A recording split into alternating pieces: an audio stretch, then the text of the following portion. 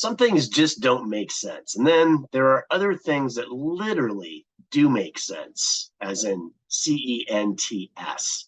Did you know that it costs the US government 2.1 cents to make 1 penny? And did you also know that the US government, it costs them 8.52 cents to make a nickel? Ladies and gentlemen of the round, that just does not make any sense. But thank God I've got a special guest on Epic Starts for you today. That makes a whole hell of a lot of sense. That would be SENSE, and that is Eyhab Aejaz. Eyhab, welcome to Epic Starts. Great to be here, Edward. How are you, man? I'm doing well. How about yourself? I'm doing epic, of course, and just want to make sure you are strapped in, ready to go. What kind of harness are you wearing? Are you got the 5-star going, or you have a single front click 1970s Buick Regal, or you got that zip line or double click going on? I'm from Texas, man. I'm going cowboy style, no seatbelt. Cowboy style, no seatbelt, sliding across the back seat with the leather. Well, alrighty, you heard the man. Eyhab is here. My name is EP, and Epic starts right now.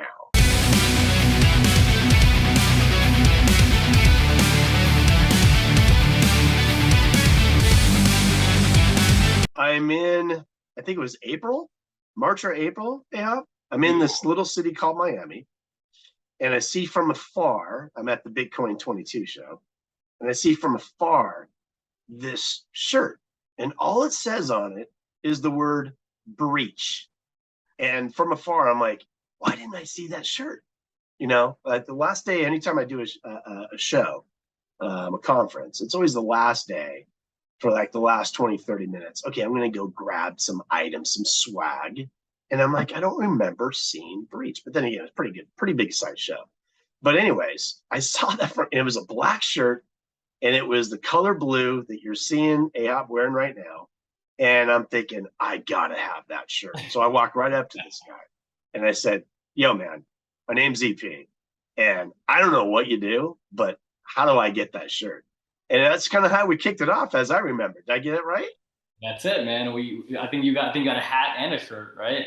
I think I did. Actually, I don't remember getting the hat, but I'll have to hit you up for that after the show. Yeah. All right, so we're at that show, Bitcoin 2022. And, speaking of the epic swag, we started talking about your business, and you started telling me about how you're this founder and the CEO for this new company. So kick us off. Tell me a little about Breach. It's your baby. What is Breach, and what is it that you guys do? Yeah, I mean, there's this supply and demand issue between the need for insurance and the availability of insurance. And it's just a broader, multi-level issue and problem in the industry, because there aren't enough insurance companies and insurance professionals as a whole working on the problem. And I think this is a growing, increasingly complex space that requires specialty expertise. And it just doesn't exist. And I think what, myself and my co-founder, Ian Fraser, we saw was that there's this opportunity for a company to be created that has two core principles, missions. One, creating net new insurance capacity for the crypto space. And secondly, being an advocate of the risks for the space. And really that's what we're purpose built for. We started out as an MGA to really be a beachhead to demonstrate our not only ability to execute, by corralling reinsurance capacity in a space that has otherwise really shunned it, to then evolve into a underwriting entity that's able to retain risk. And that's what we're going to be launching later this quarter. So be on the lookout for that. But yeah, I mean, it's really in its simplest form, creating net new insurance capacity for the space, and being an expert that really is native to both insurance as well as crypto. It really hasn't existed. And, myself and my team, brings decades of insurance expertise. We've been able to, I came from Liberty Mutual. Our head of risk and chief actuary came from USA and American National. He was their chief risk officer and chief actuary. So, I feel like we're really, really fortunate to be able to get the kind of talent that really understands both spaces and is doing things the right way, which is regulated, reinsurance-backed, rated insurance. Industry needs it, I think, both for stability as well as future growth. Well, you hit it right on the head, and I think you just answered my next question, which was what makes you different as a startup.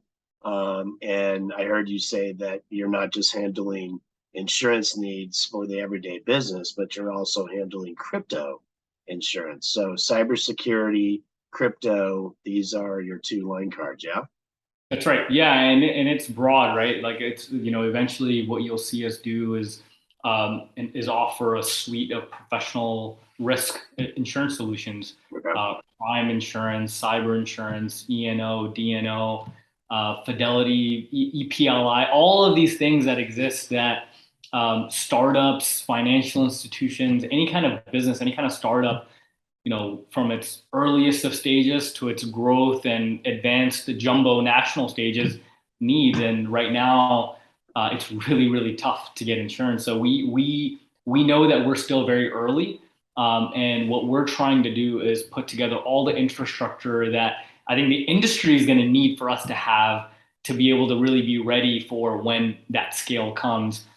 So really, really starting now with some core products that we believe are not only important today, but are going to be increasingly important as the industry matures. What is that one thing right now that's before you that you're talking to with most of your customers today that you're helping them recognize, hey, they really don't have another place where to go get it? Is there something that really stands out strong? Maybe we've already touched on that, but you can maybe embellish on it a little bit more.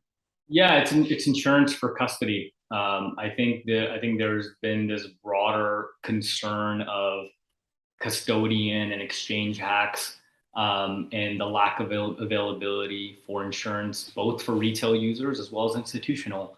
And that's just been the place that we started. And we're kind of sticking to our guns on that. We feel really good about that need. I think the risk is evolving. I think there's a growing demand for the institutional side, but we think that the retail is a really interesting beachhead, not only from an acquisition and product market fit standpoint, but also from a marketing standpoint. It's been fantastic for us in terms of like meeting people. People like you. It's really fun, thought provoking to be able to have a retail product. I don't think everybody gets institutional solutions, commercial students solutions right away. And I think us starting with retail has allowed us to engage with the community in a way that I don't think commercial would have out of the gate. So yeah, it's been an interesting journey in the early first 6 months or so of our life. Let's talk about headlines. There's been no lack of hot headlines that are attacking, the crypto space. I think a couple months back, we're talking about Luna, Terra, Anchor, son of a breach, Ahab. What the hell is going on? Talk to me about these breaches as it relates to the crypto spaces. I'm assuming that they don't have any kind of insurance backing. When you see these headlines, what is your reaction? Are you like, does it get you enthusiastic? Like, God, I got to get out there. I got to build my product and I got to get this company going. Or is it give you some kind of anxiety? It's triple edged. It's not even double edged. It's like a three-dimensional sword, because it's exciting because it validates the need for why we exist. I think it's stressful because the industry doesn't see the need at all, as always. And I think the third thing is it complicates what we're trying to do, whether it's illustrating the need for investors or customers or market participants that are on the cusp of entering the crypto space that see headlines like that and are like, whoa, this is not ready. Like, Yeah. I need to back off. And I think that's where I think the three dimensions is both an opportunity, and for us, we're builders, so we don't really care what investors think, or what we know we're building for tomorrow. But it's no matter which way you cut it, it can be a distraction. But for us, it really nails down like why we're working on what we're working on, and forces us to focus even more. Yeah. But it no doubt complicates things. No Yeah. doubt, particularly if you're launching a product or raising insurance capacity or raising equity capital. It's tough. You have to navigate. You end up turning into a pretzel, and then back into a straight line, and then back into a pretzel. So it's fun. I don't think it's for the faint of heart. That's You're for like, sure. is there one particular headline? I personally like to tell the story and grab some current event or a headline, one and the same, to pull into the story. Is there anything that you're using more often over these last 90 days when you're talking to customers, and anything else? It's all of them. The headline is like there's been a series of headlines. To Yeah. me, that's the part that I think is eye opening for everybody in the industry. And then you take a step back and you say, and on top of that, if that was all that you're dealing with, that's one thing. But we're also dealing with macro events that extend far, far, way far beyond crypto. And I think that's the real headline to me, is like, hey, this is like a real, global market phenomenon, and everybody's kind of seeing how it shakes out. But I think that in and of itself forces people to think about risk management, and I think it's important for there to be responsible companies like I think what we're trying to be, Yep. and what I believe we are, to really be the voice of reason and talk about what you were talking about earlier. It's like, hey, like this insurance is not only important, but in a way, it ends up paying for itself because it Yeah. comes with loss control. It comes with tools that allow you to see what some of your exposures might be, how to better plan against that, and better risk manage. So for the early adopters, it makes a lot of sense. And I'm like an arbitrage person. I'm like, every purchase investment that I make has to be justified by, hey, Love it. in a way paying for Yeah. itself, and I think insurance, like particularly things like cyber insurance, kind of end up paying for themselves, not only in the short run, but definitely in the long run. Well, I'm a financial guy, so you had me in arbitrage, man. Very good. Yeah. Let's talk about the 500,000 pound conundrum in your line of work. Companies are looking for insurance companies to renew their premiums. Insurance companies are discovering that many of their customers are not properly securing their businesses. 3, companies are rolling the bones, budgeting for insurance as a leverage option, knowing there is a very high chance of getting a cyber attack hitting their front door. And then the last part, insurance companies are now pulling the reins in even harder than ever before, saying, whoa, hold on a second, not so quickly there, Sparky. Stop cutting the corners, stop gambling, get secure, get compliant, or get the hell out of my office. Yes, no, maybe so. Your take? Yeah, I think all of that. And I think on that last point, I think there was a big land grab for cyber insurance as a whole, any kind of insurance, right? For whether it's crypto or cyber, exclusive to or not. Um, to say, hey, the way insurance works is you insure enough of the market, and then you can absorb a lot of these losses. Um, doesn't work when there's that many losses and that many events. And I think for us, we believe that crypto, from the data is telling us that crypto is actually really great risk. So we believe strongly in our underwriting methodology. But as it relates to overall broader cyber, it hasn't worked because the stat that you used, what if 30+%, if 50% of businesses that we're insuring are going to have losses, they're going to exceed premiums. Yep. There's no way around it. And with the expense loads, with the it doesn't work. The economics don't work. So I think for the spray model, it was forced to kind of like take a step back and say, all right, well, let's be more thoughtful in our underwriting and let's be a little bit more technical in our underwriting. And that's where I think a lot of the capacity had been pulled back and continues to be pulled back. That said, there's also new capacity going into this space as well for the underwriting strategies that are actually working, that have some teeth behind it. So I think it's good. I honestly do. I think it's good calibration for a new line of business, that newish line of business. Right. Um, Otherwise, I think it was just spraying and praying. So let's talk about Breach. Firstborn child. Is this the first startup for you? And I think I heard you mention you have another partner. So first time for you, or have you done this before? Yeah, it's the first C corp startup that I'm working on 100%. I've always been very entrepreneurial.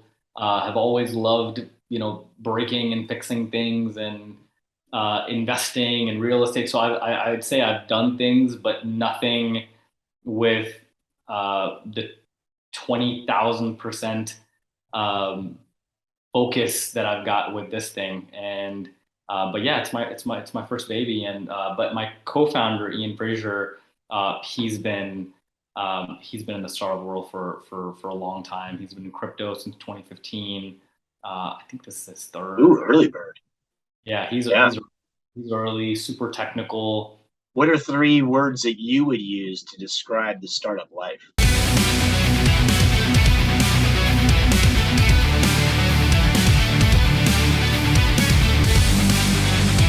Exhilarating, unknown. I'd say new. It's just What's the last one? new, just new in general. Like every day is a new day. Yeah. Um, and You have like a natural buzz. You kind of wake up, running the show. It's like, hey, it's all on me. I Versus back in the like day. that. Yeah, I was like that by nature. I think like for me, I've just been wired. I haven't really had to change anything because I've operated like this even Yeah, in corporate America. I get that. I've never had a job when I was in corporate America that was somebody else's job. I always worked with, leaders, executives in my company to create a job or a functional area or a division that didn't exist before because it's something that I identified as a need. So I always had this like entrepreneurial itch, Yeah, and the ability to sell things up, down, and across.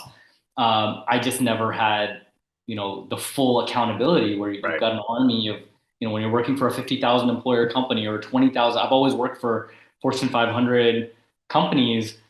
You know, as much as you want the accountability, it just is not there. But Right. I crave that accountability. But I think in that regard, yeah, this is my first thing. But I don't think I've had to really change anything about myself, because I've always been very excited about going into work. I've always been really excited about getting other people excited and having accountability. Yeah, you get the work ethic. It's always been there. It's kind of like, maybe I know you're a family guy. It's kind of like getting married. Nothing changed overnight. You already knew the relationship, already knew what it took for the relationship to work. You were doing this for at a corporate level, but now you're doing it for yourself. You got a partner. But unlike having kids, that's a game changer. That's like, wait a second, no way preparing for that. Let's talk about what I like to call your epic moment. What was it when maybe you were with Ian, maybe you weren't with Ian, your partner, but what was it that what was going on in your world? Where were you? How was it happening? Hopefully there's a cool little story in there, but the lightning bolt hits you like, you know what? I need to do this. What was that like for you? Yeah, it's a funny story. I was with two friends in Boston. We were all hanging out after dinner at my place. A guy named Mike Cunningham. He's a VC. He was at PJC, our first investor. Um, who he is now at Optin Ventures. He's running healthcare. He's principal there now in their healthcare VC, corporate VC, and a guy named Jeff Roberti. He's a finance guy through and through, both incredible human beings. And we're talking about crypto. It's like 2017. And I had been like kind of, keeping my blinders on for crypto for a long time because I'm like, hey, I'm working on these important initiatives at big company. I've got important responsibilities with a team that I'm building. I need to just focus on this thing. And but crypto is hard to ignore. We're like investing and we're doing all these things that we're we're talking about crypto. We're talking about some like recent hack that just happened, and we're chit chatting, and Jeff turns to me and he's like, "Ehab, like, how do you insure this? Like, how do you insure this space?" And I just like rattled off a response because I'm like a new product guy. That's what I did at Liberty Mutual, right? Like constantly thinking of new products, new markets, new distribution channels, uh, new product roadmap. So everything was like always new. So I was kind of already wired that way. Yeah. And I'm like, well, what you do is you offer it to users of exchanges, and you just build from there, and then you go to institutions, and they're just kind of like listening, and Mike, who's like the VC in the conversation, and Jeff is a really successful corporate finance guy, so he works at Ironwood, tremendously, but not a VC. So he's asking a question, not realizing that he just instigated a business, and Mike is like, "Hey, Hab, what are you doing Monday?" And this is like a Saturday. And I'm like, "Working, dude." Like every Monday. He's like, "Hey, I need you. This is a business." He's like, "I need you to come talk to the partners about, us convincing you to leave Liberty to come start this company." And I'm like, "Whatever." And I kind of like brush it. I was like, kind of brush it under the rug. And I'm like, "Whatever." And Jeff and I are kind of like chit chatting about. We're like, "Dude, is this something that we should be doing together?" Right? And again, two people, Jeff, guy that I like really, really, really, really respect. So somebody that I was originally supposed to start. I don't think anybody. It's interesting that you asked me this question because I don't think many people know the story. But I'm always looking for opportunities to kind of like talk about Jeff, but like an awesome, awesome guy who I still am really close with. And yeah, that was really it. And then PJC had just been working on me, and eventually it took about a year for me to kind of get the confidence to really like make a bet. I've got responsibilities. I've got mortgages. Yep. I've got life, right? Family. Exactly. I had a great career on top of that. And I'm like, is it like worth it? Am I really doing this? And honestly, it wasn't even about the risk. It was me just not knowing how the startup world works. So I had to learn that. I don't think I quite necessarily needed to learn how to be a leader or a founder. I really, really needed to learn how, venture-backed businesses worked, how you fundraise, what I should be focusing on, who, like building that network that's different from just my like insurance network. And that's the part that I was like, hey, if I'm going to go into this, fortunately, I've really been blessed with a huge network of founders around me that really believed in me. So I got like my first checks pretty quickly from friends and family. So I didn't really raise like a really big round early on. We were bootstrapping early. But that's the story. I mean, honestly, it's just asking the questions. And then from there, I continue to ask the question of like, okay, what is the need? How do you scale this thing? Where does this thing go? And then figuring out how to operationalize it. I think the company has, from the question to what we're building now, different, very different, but not very different at the same time. But it's taken a lot of iteration and us kind of like questioning, like, hey, are we building the right thing? Like, how should we be building? And then shortly after leaving Liberty, I met Ian through some advisors, and he kind of helped me really build like a technical angle of it, because I was very much thinking about product and insurance. And it's good. You guys have a good balance. He's the technical, you got the product side. And you know what? Listen, you mentioned something earlier.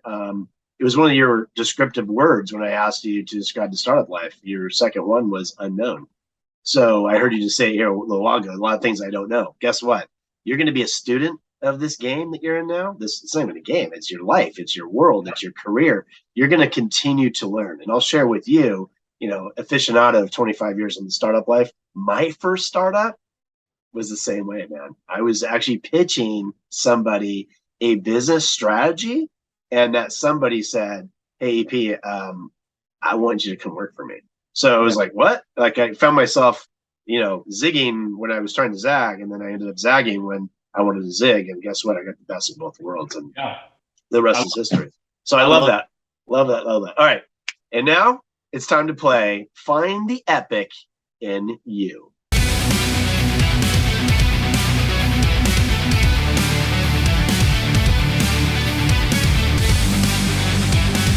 go, Ahab.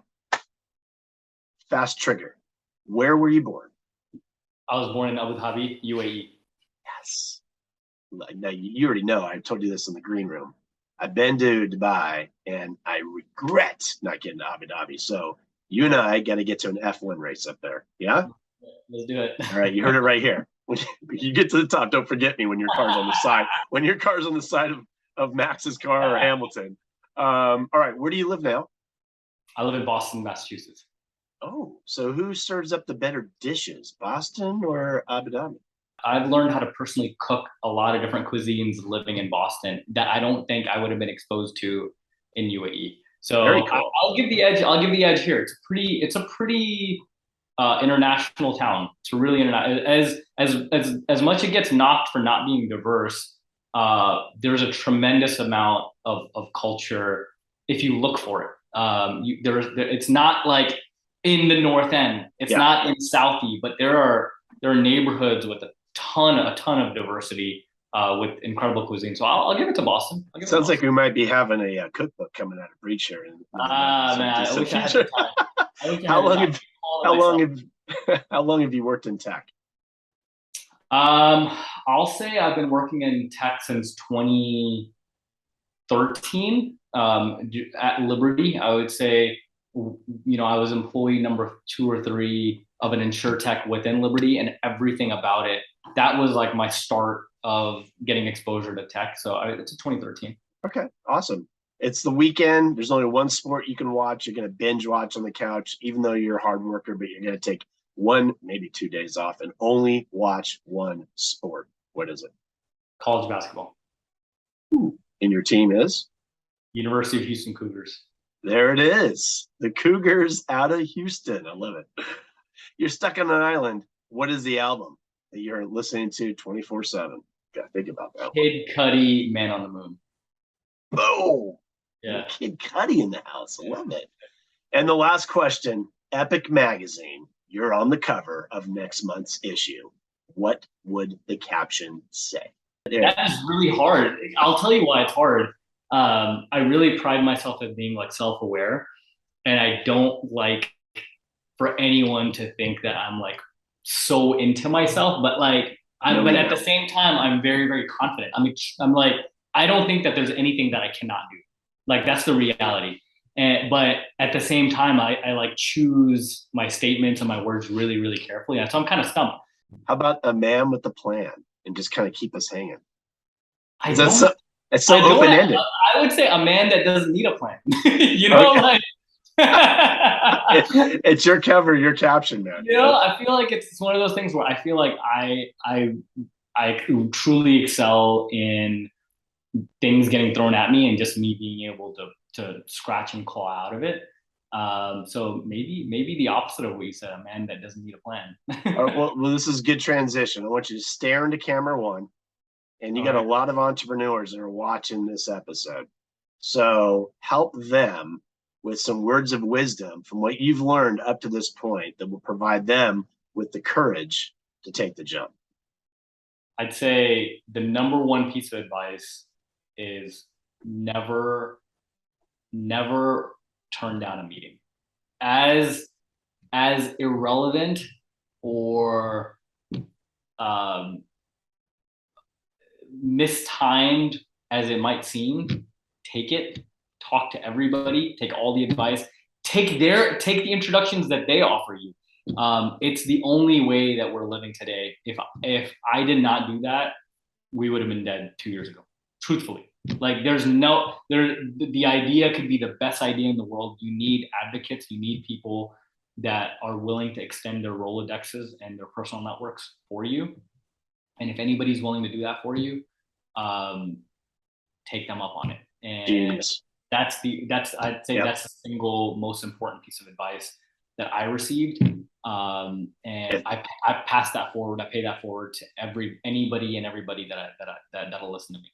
Love that. If opportunity is knocking, answer the door. Oh, opportunity. It doesn't even sound like opportunity. Sometimes it sounds like it's somebody trying to be a leech or whatever but take the meetings, and figure it out from there. Ahab, last question. Has this been an epic experience for you today? It's been an epic experience. Every chat with you is an epic chat. But no, it's funny when you said the 3 words. I wanted to say epic. That's one of the words. You can. Hey, But it's not my word, man. it's so cliche. So I avoided it. But no, it was a great chat, great catching up, and looking forward to continuing these chats. Absolutely, man. I'm confident that our listeners and viewers have had the equivalent experience from listening to you and watching you and your passion that you have. How can followers, listeners, how can they follow you? What any social media handles out there? Twitter, LinkedIn, web? Yeah, I'm most active on LinkedIn, Eyhab Aejaz, EYHAB AEJAZ. Twitter at Eyhab Aejaz, and then our website breachinsured.com. We've got a blog. We've got we've got newsletters for agents and brokers if anybody's interested in that. Nice. But yeah, it's LinkedIn, Twitter, and Breach Insured. Breach Insured. INSURED.com. Got it. .com. Okay, awesome. And I know you're diligently working on a strategic round of funding. Will you be so kind down the road to come back and be a guest once again and kind of maybe give us an update and a progress report on how Breach is building up? Yeah, no, we are. It's 80% committed, and I'm excited to be able to share. There's some really important initiatives that we'll be announcing this quarter, in the coming weeks, actually, not even coming months, that will kind of like slip that who those investors are that we're bringing on. But we're super pumped on the caliber investors that we've been able to bring on in this round of funding. Well, yeah, I'm super pumped on you. I'm super pumped on your company. Started with me just digging the shirt and then finding out what you guys actually do. And when I was able to uncover it all, I'm like, I got to have you on the show. This is fantastic. I'm super excited for you. Definitely going to invite you back and hope you do welcome that invitation. I'm out of time. I'm out of loose change in time, which means I've got to run like DMC and put a wrapper on this baby. I hope you guys all enjoyed today's show. And if you did, please don't just think about it, be about it. Go find that little button down below that you found us, however you found us, subscribe to us, like the show, and get on that platform and push those buttons so this show goes up. You guys are all going to go with us. You can find more epic shows on the site. That would be www.epicstartswithep.com. And you can also follow me on all social media, Epic Starts with EP. Thanks for tuning in. I'll catch you guys all real soon. And remember, everything epic starts with EP.